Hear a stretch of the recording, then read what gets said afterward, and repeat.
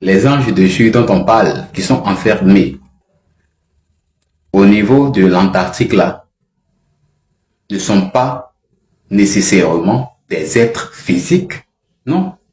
Les anges déchus décrits par Enoch seraient en fait des intelligences enfermées sous la glace de l'Antarctique. Et leur libération se manifesterait par un changement de conscience.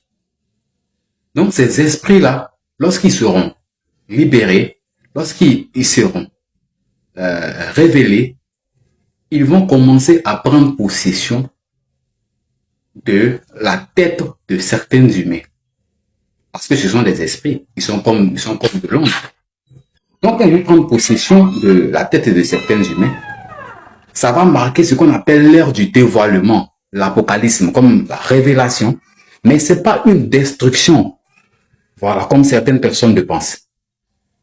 Dans le livre d'Enoch, il est écrit que ils étaient 200 au total et ils descendirent sur Ardis, qui est le sommet du mont Hermon, et ils appelèrent cette montagne Hermon parce que c'est là qu'ils jugèrent, excusez-moi, et se lièrent ensemble par des malédictions.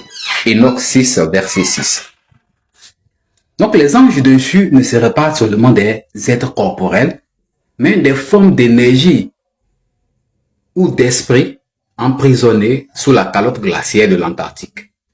La glace agit ici comme un sceau, un verrou naturel qui les maintient captifs depuis les millénaires. Donc lorsqu'on parle de leur future libération, ce n'est pas nécessairement physique, mais consciente. C'est un relâchement de ces intelligences dans le champ mental humain.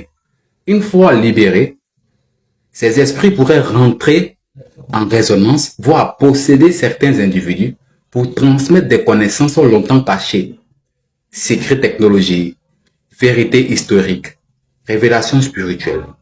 Un tel déverrouillage d'informations pourrait bouleverser l'ordre du monde et correspondre à ce que les anciens appelaient l'apocalypse.